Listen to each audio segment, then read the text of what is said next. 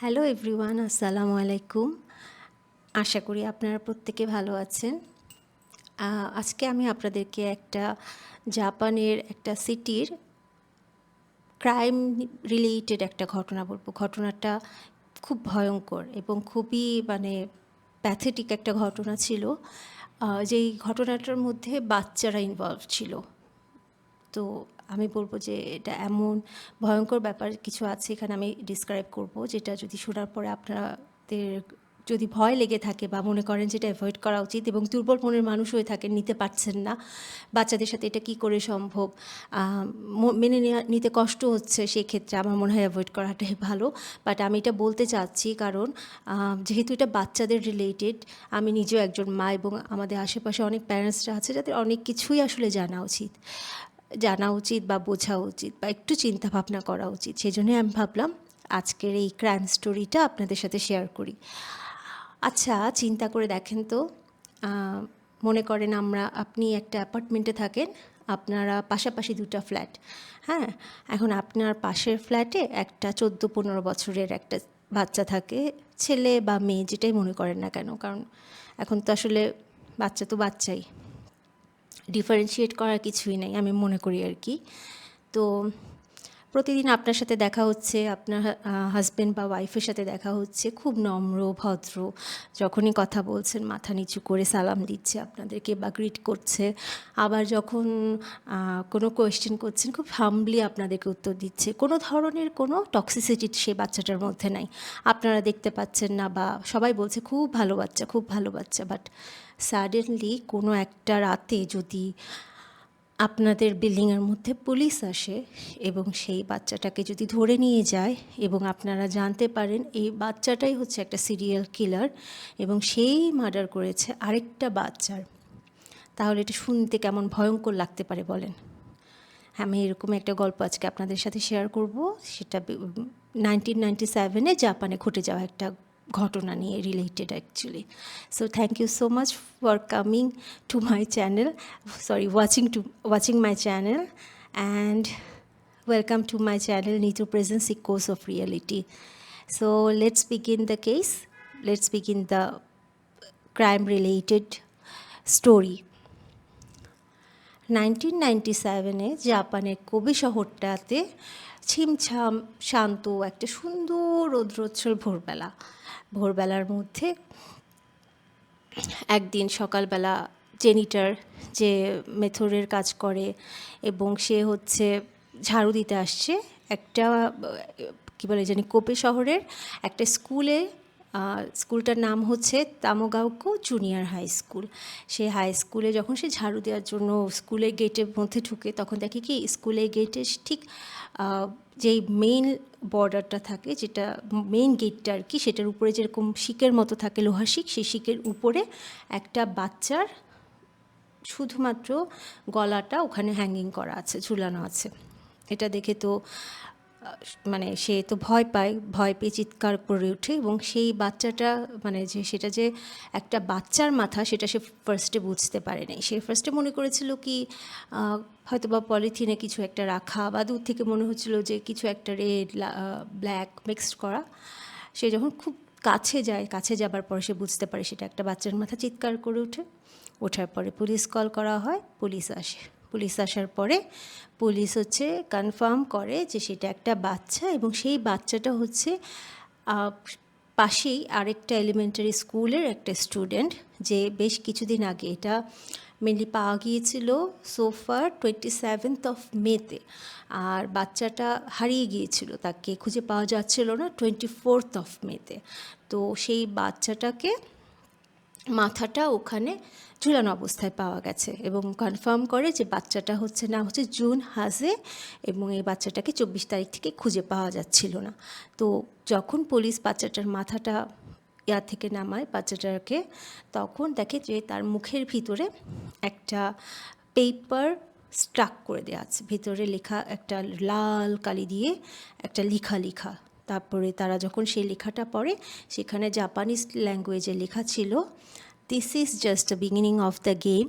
Try to stop me, you foolish, stupid police. I desperately want to kill people. I desperately want to kill people. It thrills me. Murder is the only way to confirm my existence. এই ধরনের কথাগুলো লেখা আছে এবং লেখার নিচে police দেখে যে একটা নাম লেখা কিলারের, সেই নামটা ছিল সাকাকিবারা সেতু। এবং দেখে যেটা পুলিশের কাছে মনে হচ্ছিল যে পুলিশ যখন নিয়ে গেছে সে সাকাকিবারা সেতুর নিচে সে আবার ইংলিশে লিখে রেখেছিল স্কুল কিলার, বাট স্কুল কিলারের স্পেলিংটা এরকম ছিল SHOOL। স্কুল কিলার এভাবে করে লিখেছিল, SHO মানে SCH দেওয়া ছিল না, SHOOL দেওয়া ছিল। তারপর যখন পুলিশ এই লেটারটাকে ইনভেস্টিগেটরদের কাছে দিয়েছিল, তারা বলল যে লেটারটা তো দেখে যেভাবে করে স্টুপিড পুলিশ টুলিশ বলছে তাতে তো করে আমাদের কাছে মনে হচ্ছে যে এটা টন্টিং করে বলা হচ্ছে। এবং এই টন্টিংগুলো তো একটা সময় ইউএসএ যে জোডিয়াক কিলার ছিল তাদের লেখার সাথে সিমিলারিটিস আছে দেখে, যেটা আমাদের কাছে মনে হচ্ছে। তো সোফার আমার মনে হয় এটা ওদেরই কাজ, এরকম তারা মনে করলো। এরপরে জুন 6 ইয়াতে একটা নিউজ পেপার আছে, সাইমন নিউজ পেপার, তারা একটা ব্রাউন কালারের এনভেলাপ পেলো। সেই এনভেলাপের মধ্যে কোনো রিটার্ন অ্যাড্রেস লেখা ছিল না। সেই এনভেলাপের ভিতরে আরেকটা রেড কালারের ইঙ্ক দিয়ে একটা লেটার লেখা ছিল, সেখানে খুব সুন্দর করে লিখে দিয়েছিল সাকাই, হুইচ মিন্স অ্যালকোহল, ইউনি মিন্স ডেমন, বারা মিন্স রোজ, সেন্ট মিন্স টু। সো আমরা যদি প্রত্যেকটাকে সাকাকিবারা সেইতু একসাথে করি তাহলে এটা মানে হচ্ছে কি বলে জানি, এই লেটারটার মানে হচ্ছে যে ডেমন কিলার টাইপের একটা কিছু। সো এই প্রত্যেকটা মিলিয়ে ডেমন, ফ্লাওয়ার, রোজ, অ্যালকোহল, মানে সব নেগেটিভিটিকে একসাথে করে সাকাকিবারা সেইতু, সে যে কিলার সে তার নিজের নাম নিজেই এটা লিখেছে। এবং সেখানে লেখা ছিল killing me made him feel liberated. The only time I feel free from the hate back when I kill the people, আমি তো মানে মেনলি আমি এটা বাংলায় ট্রান্সলেট করে বলি, তাহলে হয়তো বা বুঝতে অনেকেরই সুবিধা হবে। যে যখন আমি মানুষ মেরে ফেলি তখন আমার খুব ভালো লাগে, আমার মনে হয় যে আমি হয়তো বা স্বাধীনতা ভোগ করছি, এবং আমার মনে হয় যে আমি দুনিয়ার যত ধরনের ঘৃণা, ক্রোধ, এগুলো থেকে হয়তো বা আমি নিজেকে একদম মুক্ত করে ফেলছি। এবং বলছে যে জাপানের যে এডুকেশনাল সিস্টেম আছে সেটা তো ভীষণ পরিমাণে ফালতু একটা এডুকেশনাল সিস্টেম, এবং এই এডুকেশনাল সিস্টেমে মানুষকে মানুষ মনে করা হয় না, মানুষকে মনে করা হয় একটা মেশিন। এবং জাপানের এডুকেশনাল সিস্টেমের আসলে চেঞ্জ হওয়া উচিত। এরপরে মিডিয়া কী করলো, যখন এই চিঠিটা পেলো তখন তারা মিডিয়াতে যে নিউজ পেপার আছে সেই নিউজ পেপারে এই সাকাকিবারা সেতু নামটাকে তারা ভুল করে লিখে দিল উনিবারা, UNIBARA। উনিবারা মানে হচ্ছে ডেমন রোজ। এখন উনিবারা লেখার পরে এই যে সাকাকিবারা সেতু দ্য অরিজিনাল কিলার, হ্যাঁ, সে একদম রেগে গেল। কিছু কিছু মানুষ থাকে দেখবেন, আমিও তাদের মধ্যে একজন, নাম ভুলটুল করে উচ্চারণ করলে খুব রেগে যায়, পছন্দ করে না। যেমন আমি একদম পছন্দ করি না আমার নামটাকে উল্টাপাল্টা করে কেউ ডাকবে। আমার নাম আমাকে বাসায় ডাকা হয়, মেনলি ডাক নাম নিতু, নিতুকে মিতু, মিতুকে ঋতু, এরকম করে বললে আমার কাছে খুব বিরক্ত লাগে।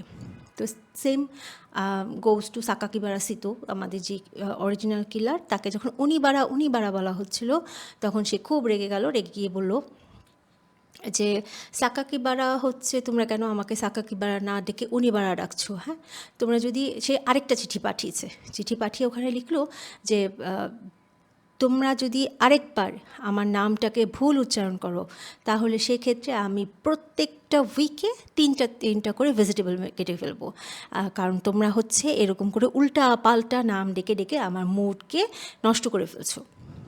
এটা বলার পরে এখন ওখানে যে ভেজিটেবলটাকে কাটবে প্রতি উইকে তিনটা করে ভেজিটেবলকে তারা মেনলি তারা যে ওখানে যে শব্দটা ইউজ করছে সেটা ইয়াসাই মানে জাপানিজ ল্যাঙ্গুয়েজে বলা হয় ভেজিটেবল। এখন সে এখানে মেনলি ভেজিটেবল বলতে মিন করছে মানুষকে, সে মানুষ কেটে ফেলবে তিনটা করে পার উইকে, মানে তার কাছে মানুষজন ভেজিটেবলের মতো, ভেজিটেবল হিসেবে সে চপ করে ফেলে দিবে।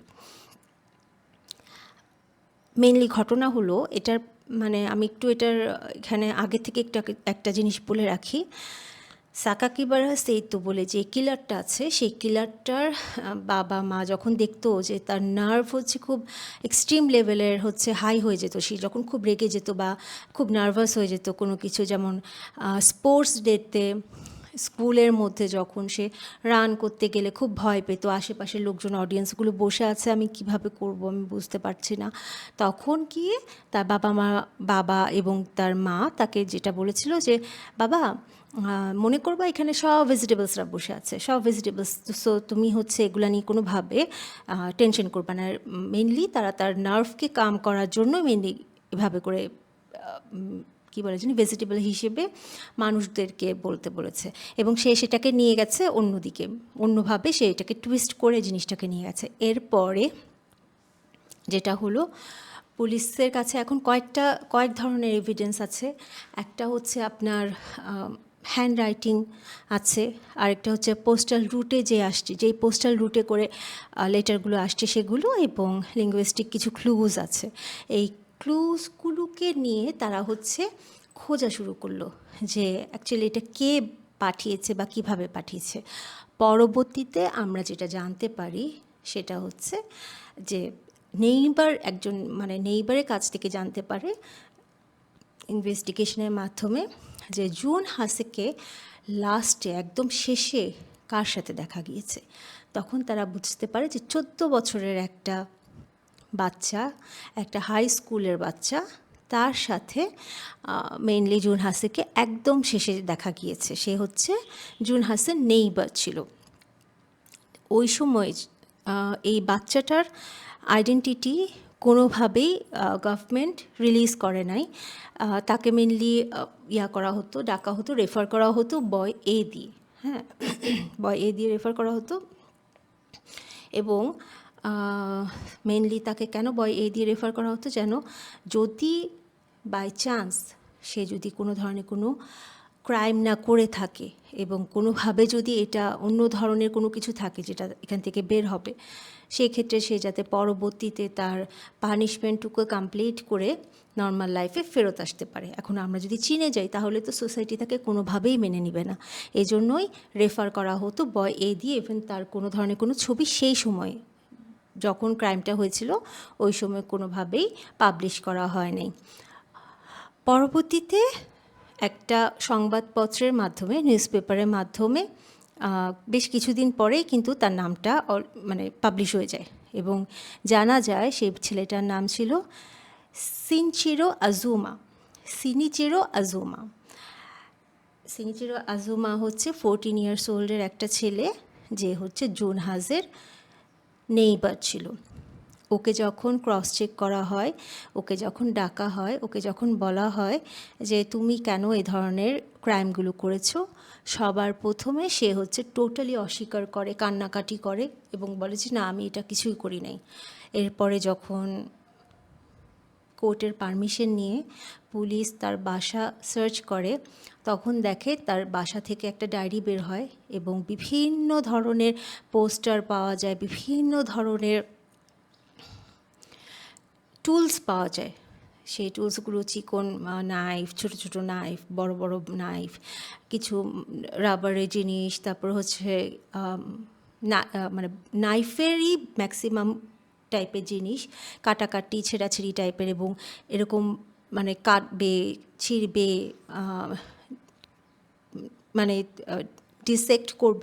ডিসেক্ট করার জন্য যা যা লাগে, গ্লাভস, পলিথিন, এরকম অনেক কিছু পাওয়া যায়। এবং তার ওর নাম কী বলে, ডায়েরিতেও হালকা পাতলা ব্লাড পাওয়া যায়, ছোট ছোট ব্লাডের কয়েকটা ফোঁটাও পাওয়া যায়।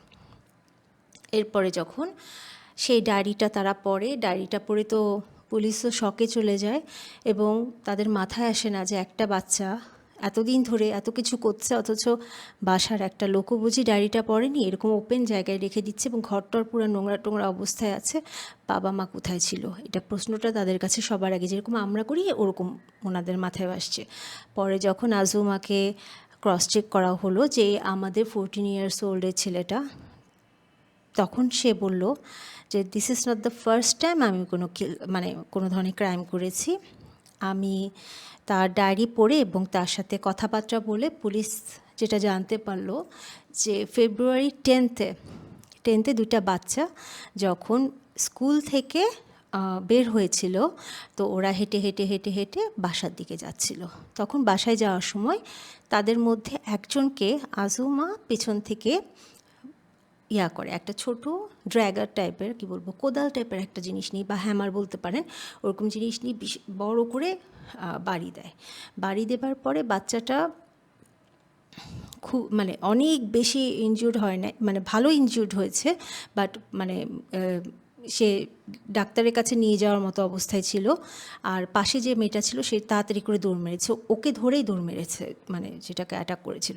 যেতে যেতে সে যখন পিছন ফিরে ফিরে তাকাচ্ছিল তখন দেখেছিল যে নিয়ার বাই কোনো একটা স্কুলের ইউনিফর্ম পরা বাচ্চাটা যে যখন তার প্যারেন্টসদের কাছে বলেছিল যে কে অ্যাটাক করেছে, অ্যাটাকারের স্কুল ইউনিফর্ম ছিল, ইউনিফর্মের কালার বলেছে, তখন প্যারেন্টসরা বুঝতে পেরেছিল কোন স্কুলের বাচ্চার কথা বলেছে। তখন তারা সেই স্কুলে গিয়েছে, যেটা তামাগাওকা স্কুলের কথাই বলছি। তামাগাওকা জুনিয়র হাই স্কুলে গিয়ে প্রিন্সিপালের কাছে বলেছে, আপনাদের স্টুডেন্টের যে ফটোগুলো আছে, ফটোগুলো প্লিজ আমাদেরকে একটু দেখতে দেন, তাহলে আমাদের বাচ্চারা বলতে পারবে যে কোন বাচ্চাটা এই ধরনের কাজ করেছে, কোন বাচ্চাটা করেছে, তাহলে ওরা কমসে কম মানে বুঝতে পারবে যে মানে এটা কার দ্বারা হয়েছে। তখন স্কুল বলল যে না, এটা হাইলি কনফিডেন্সিয়াল, আমরা আমাদের বাচ্চাদের কোনো ধরনেরই ছবি টবি কারোর সাথে, বাইরে কারোর সাথে শেয়ার করি না। ইভেন পুলিশও তাদের কাছে রিকোয়েস্ট করেছিল যে প্লিজ একটু দেখাতে দেন। বললো যে না না, আমরা দেখতে দিই না, এটা বেশি কনফিডেন্সিয়াল, আমরা প্যারেন্টসদের অনুমতি ছাড়া আমরা আমাদের বাচ্চাদের স্কুলের ছবি কেন দেখতে দিব। পরবর্তীতে যখন কিলার ধরা পড়ে তখন স্কুলে একটা খুব অদ্ভুত কথা বলে কি যে যদি ভিকটিমরা তাদের নিজেদেরকে প্রপার প্রোটেকশন দিয়ে রাখতো তাহলে হয়তো আজকে এই ধরনের ঘটনা ঘটতো না। হাউ ফানি, তাই না? আচ্ছা, এরপরে মার্চের 16-এ 1997-এর অ্যারাউন্ড 2:25-এ ইউগাদাই পার্ক বলে একটা যে জায়গা ছিল কোবের সুমা ওয়ার্ডের পাশে, আজুমা তার খুব ক্রেভিংস হয়েছে যে আজকে একটা মানুষ না মারলেই হচ্ছে না, আমার বের হতে হবে।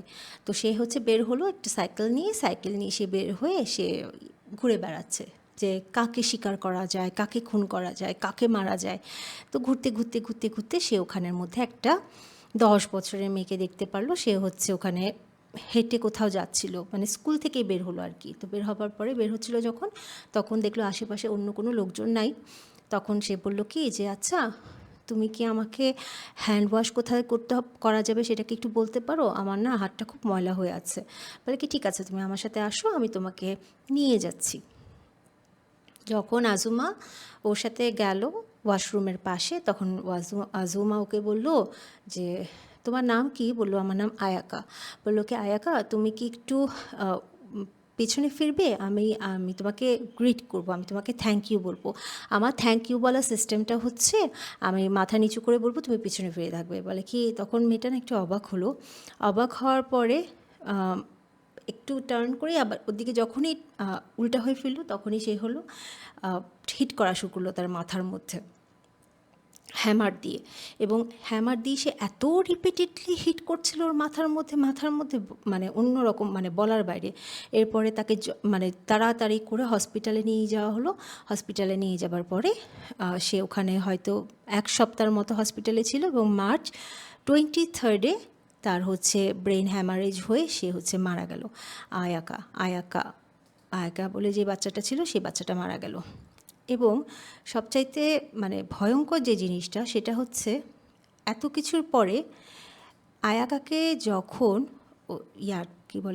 আয়াকাকে যখন আজুমা হিট করছিল, মানে যেই মোমেন্টে সে আয়াকাকে কিল করার জন্য এগুলো করছিল, আয়াকাকে মানে হিট করে সে তার 10 মিনিট পরেই আরেকটা মেয়ের কাছে, মানে আরেকটা মেয়েকে সে খুঁজে পেল ওখানের মধ্যে। সেই মেয়েটা আবার ক্লাস 3-তে পড়ে। হ্যাঁ, সে তখন ওই মেয়েটাকে দেখতে পেয়ে হিট করার জন্য দৌড় মেরে যায়। যখন দেখে যে তাকে সে টাচ মানে হোল্ড করতে পারে না, তখন তাড়াতাড়ি করে পকেট থেকে তাকে টেনে নিয়ে এসে তার পেটের ভিতরে নাইফ ঢুকিয়ে দেয়, তাকে স্ট্যাব করে। এবং স্ট্যাবিংটা এত ভয়ঙ্কর ছিল যে 13 সেন্টিমিটার ব্লেডটা ঢুকে যায়, মানে নাইফের 13 সেন্টিমিটার অংশটা ঢুকে যায়।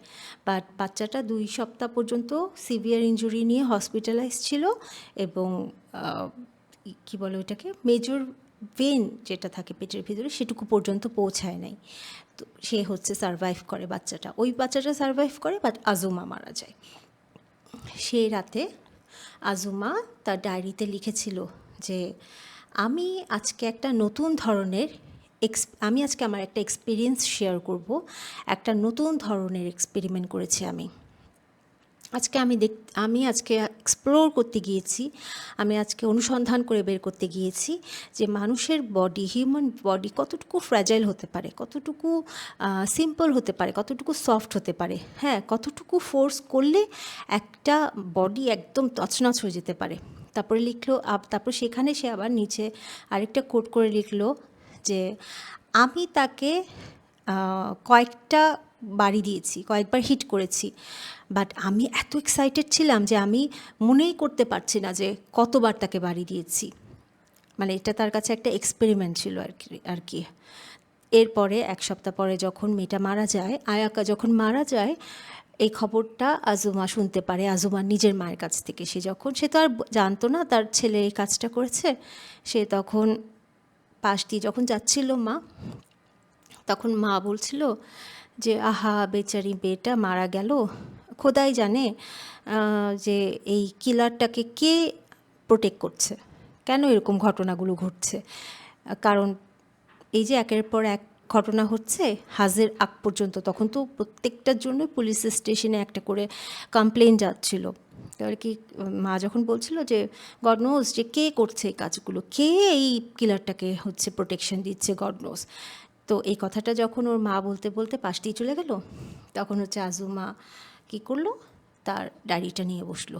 ডায়েরিটা নিয়ে বসে সে লিখলো, যে ডায়েরিতে লিখলো সে আমার তো কোনোভাবেই ধরা পড়ার কোনো ধরনেরই কোনো চান্স নাই। থ্যাংক ইউ সো মাচ বামুন দাক্ষিণ, please protect me and continue to protect me. মানে এখানে সে বলছে যে বামুন দাক্ষিণ বলে যে একটা ওয়ার্ড ইউজ করেছে, সেটা সেই জিনিসটাকে সে বলছে যে তুমি আমাকে প্রোটেক্ট করে যাও, কন্টিনিউ করো প্রোটেক্ট করার জন্য। এবং পরবর্তীতে যখন যারা অ্যানালাইসিস করে, তারা যখন অ্যানালাইসিস করা শুরু করলো এবং ওকে যখন জিজ্ঞেস করলো যে এটা কে, তখন আজুমা বলল যে আমি এটাকে হচ্ছে গড অথবা প্রোটেক্টিভ ফিগার হিসেবে দেখি, যে আমাকে সবসময় প্রোটেক্ট করে। ওই যে একটা থাকে না ইনভিজিবল একটা ফিগার তৈরি করে মাঝে মাঝে কিছু কিছু বাচ্চারা, ফ্রেন্ড হিসেবে করে অথবা হচ্ছে গড হিসেবে করে। তো সেরকম একটা কিছু, যে এটা হচ্ছে আমার হচ্ছে সে হচ্ছে আমাকে, আমার গড, সে আমাকে প্রোটেক্ট করে।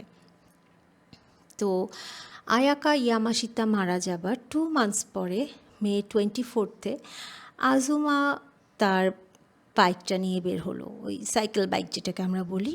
বিকজ এটাকে, এই শব্দটা বললে মনে হয় ইংলিশে এই টার্মটা এখানে খুব খাপ খাওয়ায়, বাট এটা বাংলায় কীভাবে বলবো আমি জানি না। মানে আর্জ টু কিল, মানে তার খুব পিপাসা লাগছিল, আর্জ হচ্ছিল যে আমি এখন মারতে যাব কাউকে, আমার খুন করা খুব ইচ্ছা হচ্ছে, হয় না আমার আজকে বিরিয়ানি খেতে ইচ্ছা করছে, আমার আজকে ঘুরতে যেতে ইচ্ছা করছে, ওরকম কিছু তার হচ্ছে খুন করতে ইচ্ছা করছে।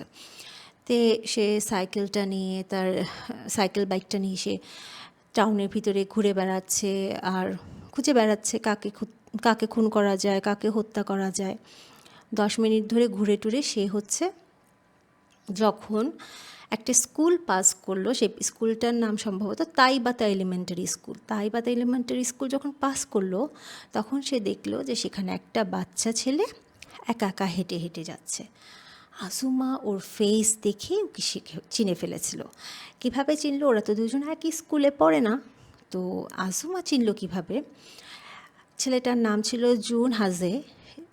জুন হাজে মেনলি নাকায়োশি বলে একটা ক্লাস আছে, যেটা শুধুমাত্র special education class for the children, যাতে ফিজিক্যাল ডিসেবিলিটি থাকে, তাদের জন্য মেনলি করা হয়। তো নাকায়োশি ক্লাসে আজুমার ছোট ভাইও ক্লাস করে, সেম ক্লাসে ক্লাস করে, এবং হাজে এবং আজুমার ছোট ভাই হচ্ছে ফ্রেন্ডস। তো আজুমা মাঝে মাঝে হাজে তখন ওই যে কী বলে জানি আজুমাদের বাসায় আসতো, এবং আজুমা ছোট ভাইয়ের একটা ছোট্ট পেট টার্টেল ছিল, সেটা নিয়ে সে খেলতো। সে খুব চেয়ারফুল এবং স্মাইলিং একটা বাচ্চা ছিল হাজে। এই পেট টাইটেলটা নিয়ে খেলতো। তখন আজুমা ওকে দেখতো, ওকে যখন দেখছিল পাশ দিয়ে যাচ্ছে, তখন তার মাথার মধ্যে একটা আইডিয়া ক্রস করলো যে ও, তুমি তো আমার থেকে ছোট, তাহলে তো আমি তোমাকে খুন করতেই পারি।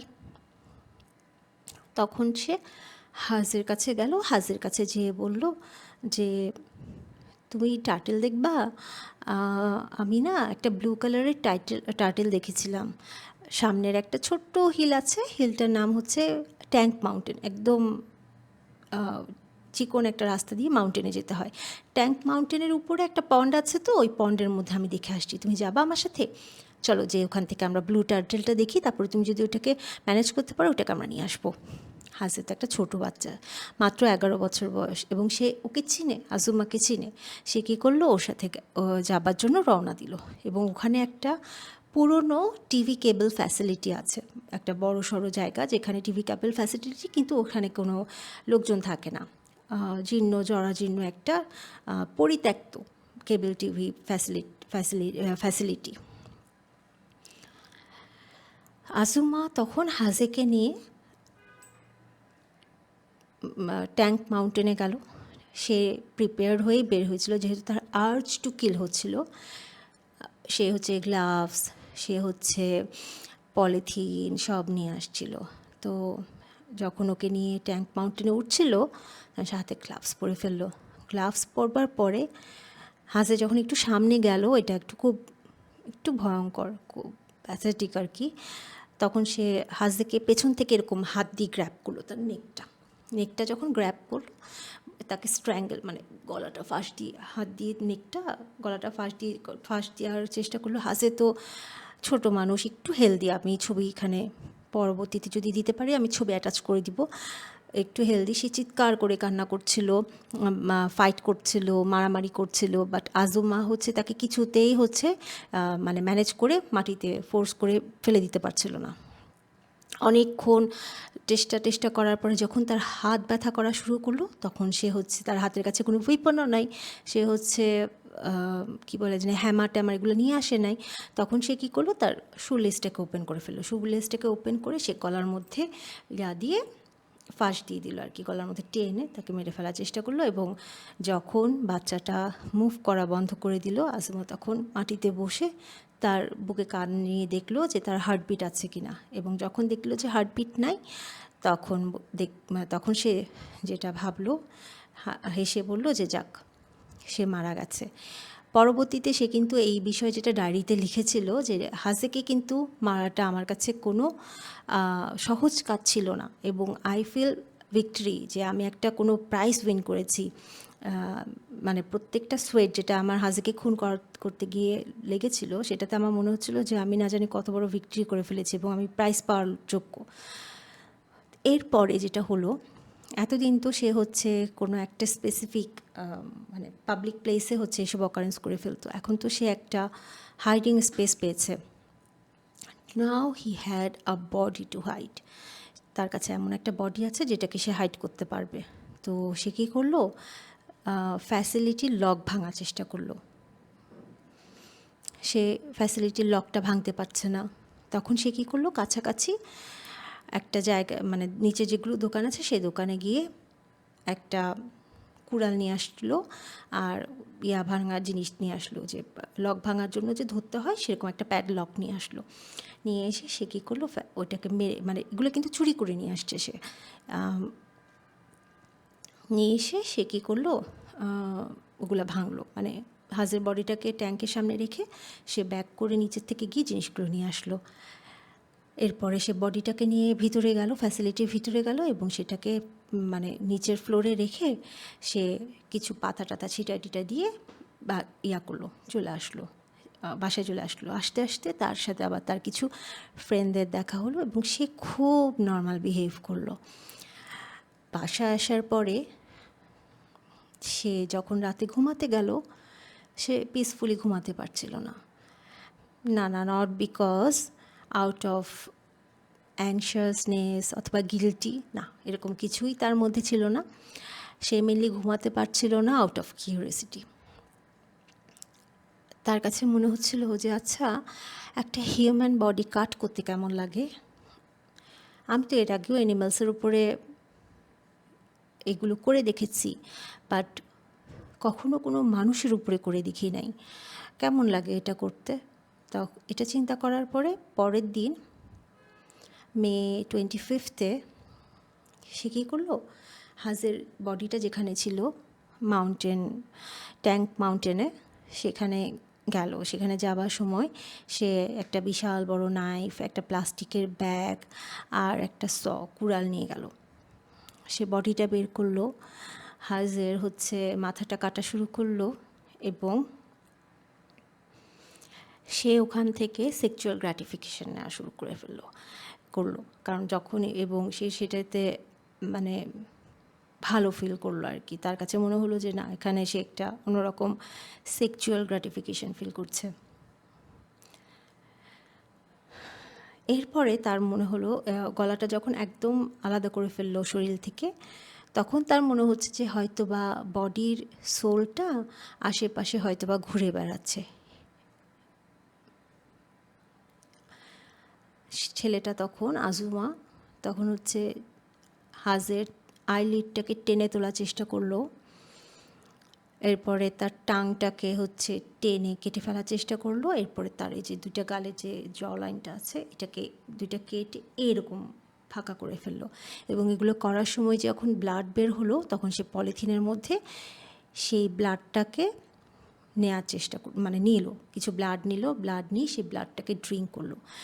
ড্রিঙ্ক করার পরে সে এই যে ব্লাড ড্রিঙ্ক করলো, সেটাকে সে বলছিল যে এটা টেস্ট হচ্ছে মেটালিকের মতো, একটা মেটালিক টেস্ট আসতেছে এবং কেন তুমি ব্লাড খেয়েছিলে, তখন সেটাকে সে বলছিল যে I want to cleansing my soul with Haze's innocence. আমি হাজের ইনোসেন্স দিয়ে আমার সোলটাকে ক্লিনজিং করছিলাম।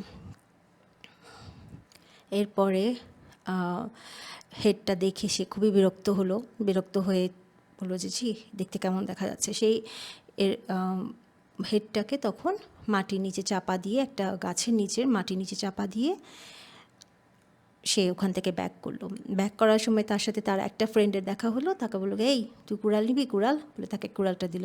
ওই ফ্রেন্ডটা তখন আবার সেই কুড়ালটাকে পাশে একটা মুকা ট্যানো পন্ড একটা পন্ড ছিল, সেখানে আবার ফেলে দিল।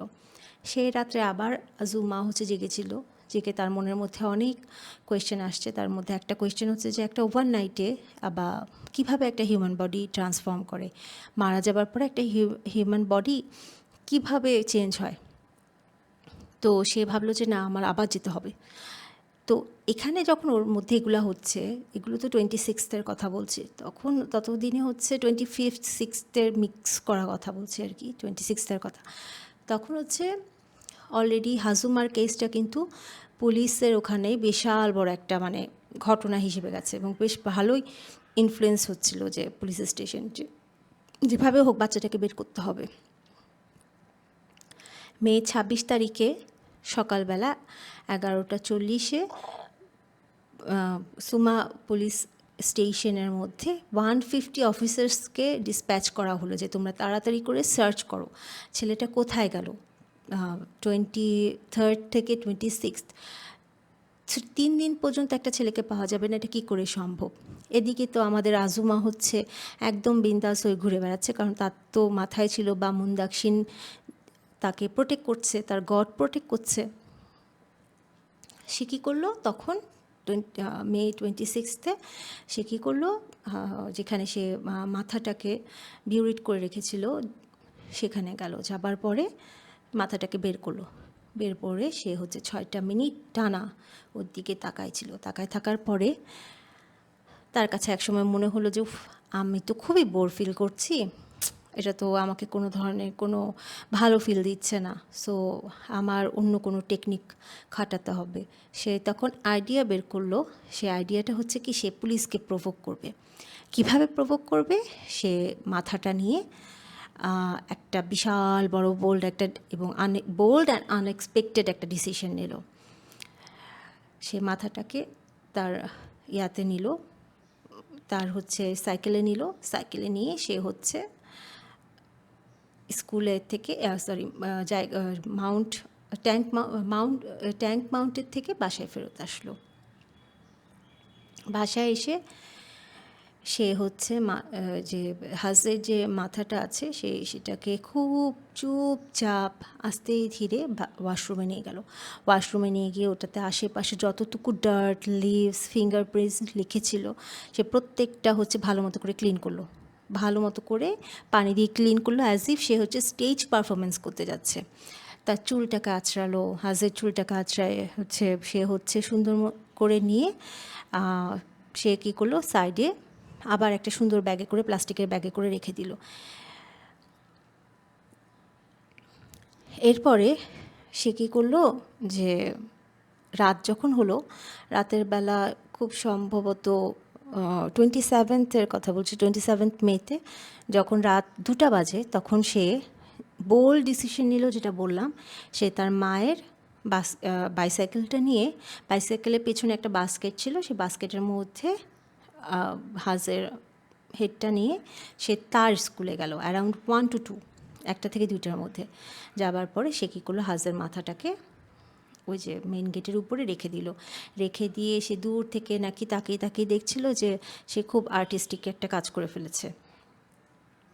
এরপরের ঘটনা তো আমরা প্রত্যেকেই জানি, যে সে পরবর্তীতে ধরা পড়ল এবং তার যখন অ্যারেস্ট করা হলো আজুমাকে, তখন তার যে ট্রায়ালটা চলছিল, সেই ট্রায়ালটা মেনলি চলছিল ক্লোজ ডোরের ভেতরে। তার যেহেতু এটা জুভেনাইল কেস ছিল, যেহেতু তখনকার দিনে মানে জাপানে টাইমটা ছিল জুভেনাইল হচ্ছে 16 পর্যন্ত ধরা হতো এবং আজুমার বয়স ছিল তখন 14। সেহেতু সে জুভেনাইল ট্রায়ালের আন্ডারে ছিল। বাট পাবলিক এত বেশি রেগে গেল, এত বেশি ক্ষেপে গেল যে না, আমাদেরকে সব জানাতে হবে। তখন গিয়ে তারা হচ্ছে আজুমার সাইকিয়াট্রিক যে ইভ্যালুয়েশনটা তারা করলো। ফার্স্টে তো সাইকিয়াট্রিক ইভ্যালুয়েশন করবে যে সে আসলে সুস্থ নাকি অসুস্থ মস্তিষ্কের মানুষ, সেটা হচ্ছে তারা পাবলিশ করা শুরু করলো। তো ওখানে পাবলিশ করার টাইমে যেটা তারা বের করেছে, সেটা হচ্ছে আজুমার কোনো ধরনের ব্রেন অ্যাবনর্মালিটি ছিল না, কোনো ধরনের হরমোনাল, ক্রোমোজোম, মানে কোনো কিছুই ছিল না। স্ক্যান টোটালি নর্মাল বের হলো, 1 নাম্বার। 2 নাম্বার হচ্ছে তাকে বের হলো যে সে মেন্টালি 100% কম্পিটেন্ট এবং সে যখন ক্রাইম করছিল সেই সময় সে খুবই নর্মাল এবং ঠান্ডা মাথায় ছিল। তার মধ্যে কোনো স্প্লিট পার্সোনালিটি দেখা যাচ্ছিল না এবং তার মধ্যে কোনো ধরনের কোনো ডিপ্রেশনালিজম বা এই ধরনের কোনো কিছুই তার মধ্যে ছিল না। মানে সে একদম ঠান্ডা মাথায় মানে এটা কনসিকুয়েন্স চিন্তা করেই সে কাজগুলো করছিল। আমি শব্দগুলো উচ্চারণ কেন করছি, যখন আমি তো লয়ের স্টুডেন্ট ছিলাম, প্লাস আমি লয়ের প্রফেসর বলছি, লেকচারারও ছিলাম। তো আমরা যখন ক্রিমিনাল ল পড়ি বা কোনো কেস স্টাডি করি বা লিখি, তখন এই যে মেন্টাল স্টেবিলিটিটা, এগুলো কিন্তু কাউন্ট করা হয়, জানা হয় বা দেখতে হয়। তো এই জন্যই আমি বেশি ডিটেলসে বলছি। আচ্ছা, এরপরে সব শেষে এক্সপার্টরা হচ্ছে এই মার্ডারগুলোতে তারা বললো যে তার মধ্যে কোনো ধরনের কোনো মেন্টাল ইলনেস ছিল না। ইনস্টেড তার মধ্যে হচ্ছে স্যাডিজম, ভায়োলেন্ট সেক্সুয়াল আর্জেস এবং কমপ্লিট ল্যাক অফ এমপ্যাথি, এই 3টা জিনিস উপস্থিত ছিল। কি violent sexual urges, sadism and complete lack of empathy. তার মধ্যে কোনো ধরনের কোনো মায়া মমতা ছিল না। তো এখান থেকে পরবর্তীতে সাইকিয়াট্রিস্টরা যখন তার ব্যাপারে লাস্ট ডিসিশন দিয়েছিল, ওখানের মধ্যে তারা বলল যে মেইনলি আজুমার মধ্যে যেটা ছিল সেটা হচ্ছে সে অ্যান্টি সোশ্যাল একটা ডিপ্রেশনে পড়েছিল হয়তোবা, যে কারণে সেখান থেকেই সে হয়তোবা এই কাজগুলো করছিল। এখন ওর ব্যাপারে যেটা বলল সাইকিয়াট্রিস্ট। অ্যান্টি সোশ্যাল ডিপ্রেশন তো তার মধ্যে ছিল, এটা তো ট্রিটমেন্টে যাবে। তো ওর মধ্যে যে এই ধরনের পার্সোনালিটি তারা দেখতে পেয়েছিল, সেটাকে তারা তাদের সাইকিয়াট্রিস্টের ভাষায় বলেছিল intuitive image type. Intuitive image টাইপটা কি? ইনটিউটিভ ইমেজ টাইপটা হচ্ছে someone who could clearly recall and obsess over visual memories. মানে একটা পার্সন যে হচ্ছে দেখে এবং মানে তার হচ্ছে অবসেশন থাকবে যে আমি এগুলো দেখে দেখে আমি হচ্ছে আনন্দ নিব। তো সে পাগল ছিল না, ইনসেন ছিল না, এবং সে হচ্ছে মেন্টালি ডিলেইডও ছিল না। তার মধ্যে 100% অর্ডিনারি একটা পার্সন ছিল, বাট তার মধ্যে যেটা সমস্যা ছিল সেটা হচ্ছে তার মধ্যে অ্যান্টি সোশ্যাল ডিপ্রেশন ছিল। এর সাথে সাথে সাইকিয়াট্রিস্টরা আরও কয়েকটা জিনিস ইমোশনাল ইস্যুসের সাথে কানেক্ট করেছিল। সেটা হচ্ছে আজুমার ভীষণ পরিমাণে weak sense of self worth ছিল। মানে আমি খুবই পচা, আমি খুবই খারাপ, আমি ভালো না, আমি কখনো কোনো কিছু করতে পারবো না, মানে নিজেকে সে কখনোই ভালো কোনো কিছু মনে করতো না। তার মধ্যে ল্যাক অফ এমপ্যাথি, আগেই তো বললাম, তার মধ্যে নিজেকে ভালো বলার কিছুই নেই, যে মারো মারো আমাকে, কেন মারবা না, আমি তো খারাপ, আমি তো পচা, আমার মার খাওয়াই উচিত, এ ধরনের একটা ইয়া ছিল। এবং তার মধ্যে এরকম একটা ব্যাপার ছিল যে সে হচ্ছে নিজেকে খুব খারাপ মনে করতো, নিজেকে খুব মানে আমি তো এখানে এক্সিস্টই করি না, এই সোসাইটিরই লোক না আমি, এ ধরনের ছিল। এটা মেনলি কেন হয়েছে যে আনলাইক জাপানিজ হাউসহোল্ড সোসাইটি যেটা ছিল আমাদের দেশের মতোই, আমাদের দেশে যেরকম বাবারা একটু স্ট্রিক হয়ে থাকে, আজুমার ক্ষেত্রে কেসটা ছিল সম্পূর্ণ উল্টো। আজুমার ক্ষেত্রে আজুমার মা ছিল ভীষণ পরিমাণে রুড এবং হার্শ। তার মা হচ্ছে অথরিটি নিয়ে চলতো বাসার মধ্যে, এবং তার বাবা হচ্ছে খুবই কম এসব ক্ষেত্রে নাক গলাতো, এবং মায়ের হচ্ছে ভীষণ পরিমাণে হার্শ ডিসিপ্লিন ছিল আজুমার উপরে। যে কারণে মাত্র যখন এলিমেন্টারি স্কুলে পড়তো, মানে প্রাইমারি স্কুলে পড়তো, ছোট ছিল, তখন থেকেই কিন্তু আজুমা তার ইয়াঙ্গার সিবলিংদের কাছে রোল মডেল হিসেবে কাজ করতো। কীভাবে? কারণ হচ্ছে যে কোনো পানিশমেন্ট দিতে হবে, আজুমাকে দিব, আজুমাকে দেখে ছোটরা শিখবে। আমরা মাঝে মাঝে বলি না যে তোমাকে দেখে ও শিখবে, তুমি বড়, তুমি যদি না করো তাহলে তোমার ছোট ভাই কীভাবে শিখবে, তোমার ছোট বোন কীভাবে শিখবে। যেমন মাঝে মাঝে আজুমা স্কুল থেকে ওদের তো 4টা 4:30টায় ছুটি হতো, তো যদি আসতে 15-20 মিনিট লেটও হয়ে যেত, তখন কিন্তু তার বাসায় আসার কোনো ছিল না, পারমিশন ছিল না। এইরকম সিচুয়েশনে তার ইয়াঙ্গার সিবলিং যখন বর্ন হয়, তখন থেকে আজুমার কাছে মনে হতো কি যে আমার মা তো মনে হয় আমাকে পছন্দ করে না বা আমাকে দেখতে পারে না, তো সে হচ্ছে লেফট আউট ফিল করতো। পরবর্তীতে তাকে ভালোবাসে না, আমি অ্যাবান্ডন। তো এগুলো মনে করতে করতে সেই সময় তাকে শুধুমাত্র তার গ্র্যান্ড মাদার আদর করতো।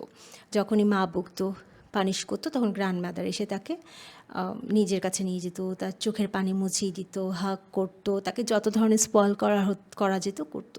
তার জন্য আবার একটা ডগ নিয়ে আসছিল, সেই ডগটাকে আজমা বলতো গ্র্যান্ড মাদার্স ডগ, এবং খুব ভালো ছিল। এবং সে যখনই রেগে যেত, শুধুমাত্র গ্র্যান্ড মাদার ছাড়া আর কেউ তার রাগটাকে কন্ট্রোল করতে পারতো না।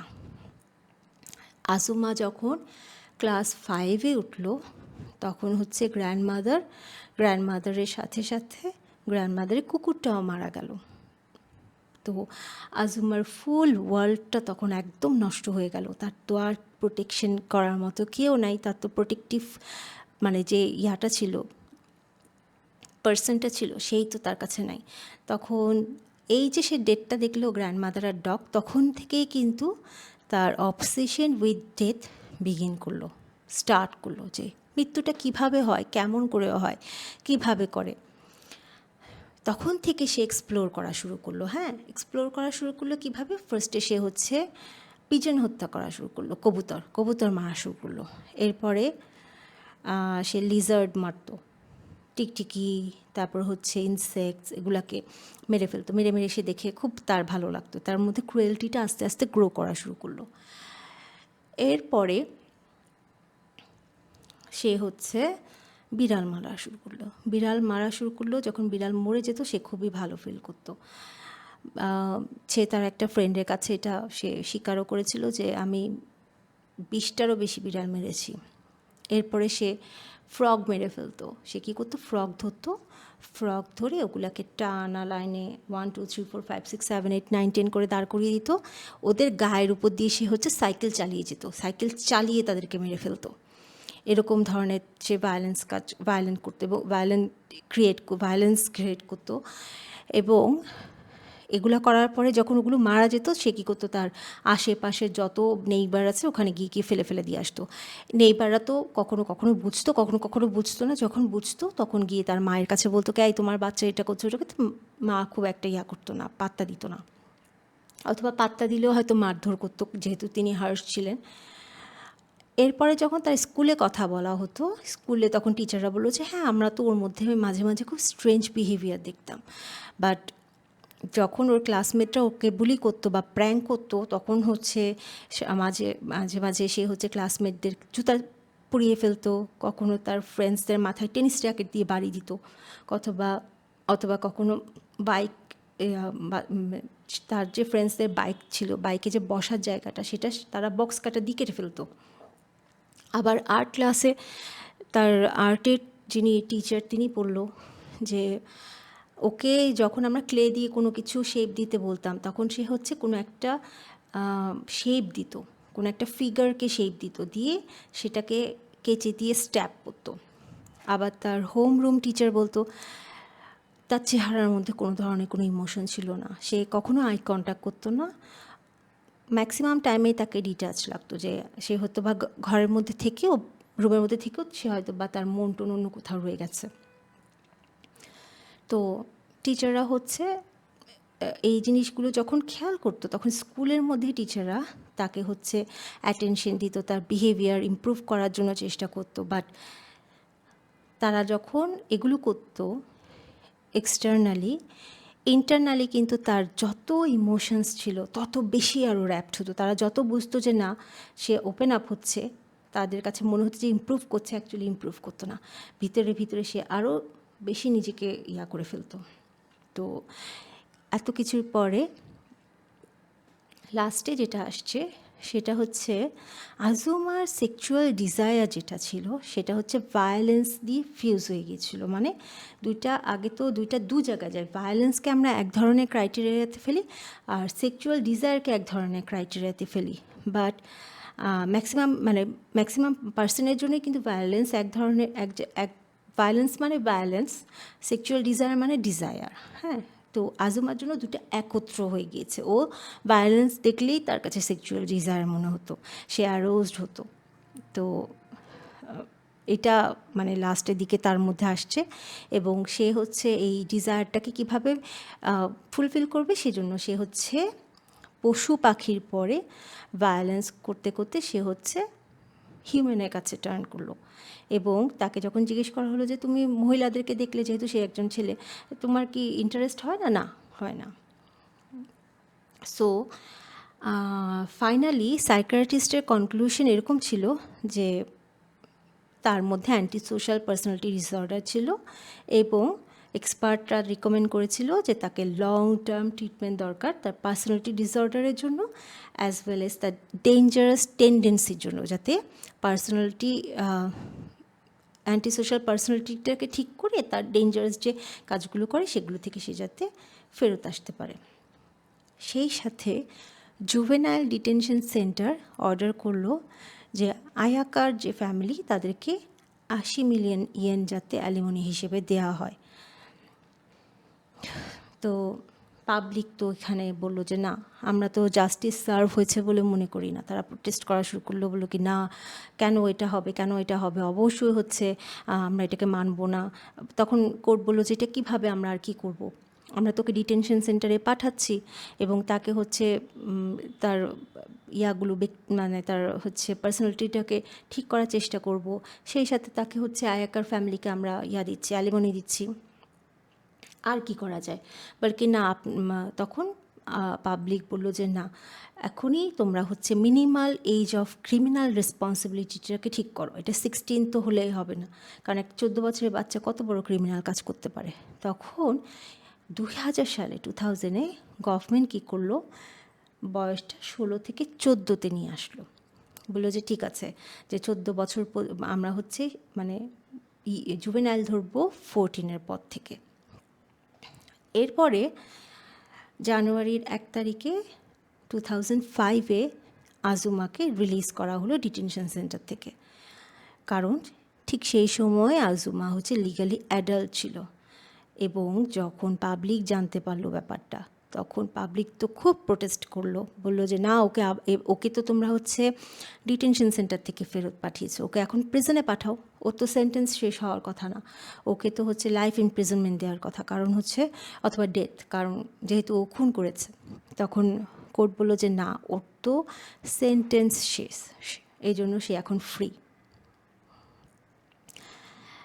আজুমার ডিটেল কনফেশন, তারপর হচ্ছে গ্রুসাম ডায়েরি এন্ট্রি থাকার পরেও কিন্তু আজুমাকে অনেকেই মনে করতো যে সে হয়তো বা রিয়েল কিলার না। যেমন তার প্রিন্সিপাল ছিল, তারপরে আরও কিছু তার নেইবাররা ছিল, তারা মনে করতো যে না, এটা হয়তো বা ও করে নাই। তো প্রিন্সিপাল কেন মনে করতো? কারণ আজুমা ছিল মেনলি লেফট হ্যান্ডি, আর লেখাটা ছিল রাইট হ্যান্ডে, তাদের ধারণা। তো ওদের এবং লেখাগুলো যেরকম ছিল, ওই যে চিঠিগুলো যেগুলো পাঠিয়েছিল, ওরা মনে করতো কি যে চিঠিগুলো তো এমনভাবে লেখা, এটা খুব ইয়া না হলে, মানে খুব মেরিটওয়ালা লোক না হলে তো এরকম লেখার কথা না।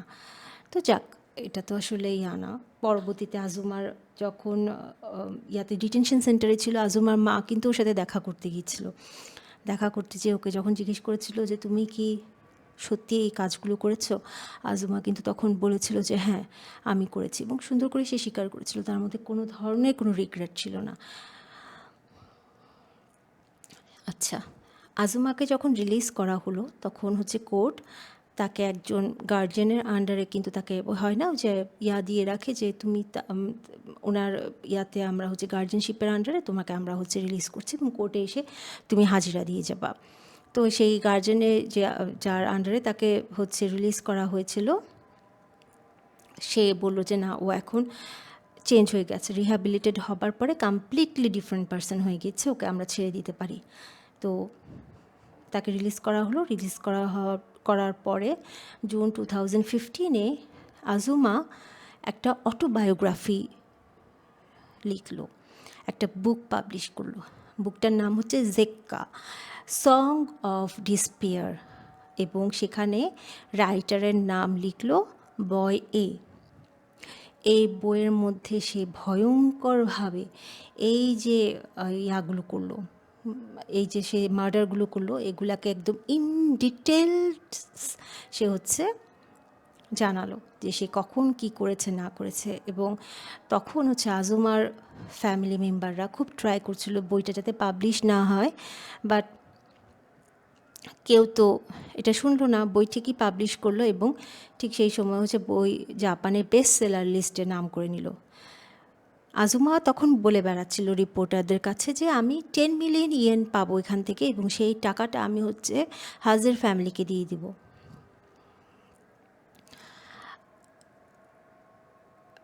সরি,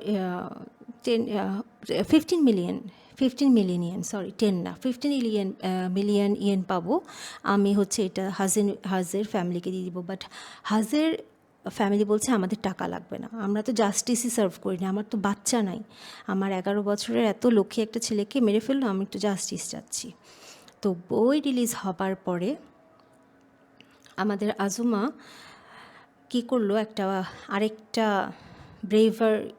ব্রেভ টাইপের কাজ করলো। সে কী করলো, সুকানবোন এবং জোসে 7 বলে যে নিউজপেপারগুলো আছে, নিউজপেপার ম্যাগাজিনগুলো আছে, সেগুলোতে জাপানের ম্যাগাজিনগুলোতে চিঠি পাঠালো। সেখানে লিখলো আমি একটা পেইড ওয়েবসাইট খুলছি, সেই পেইড ওয়েবসাইটের মধ্যে আমি হচ্ছে 800 ইয়েনের বিনিময়ে, পার মান্থের বিনিময়ে আমি হচ্ছে আমি কীভাবে মার্ডার করেছি সেটা এক্সক্লুসিভ ডিটেলস আমি বলবো। তো সবাই তো মনে করছিল হয়তো বা ওয়েবসাইটটা খুলে সে সবার কাছে মাফ চাবে, বাট না, সেটাকে সে মাফ টাফ তো কিছুই না, সেখান থেকে আরও ইনকাম করার চিন্তা করছিল। তো বললো যে সে প্রফিট করার চিন্তা করছে।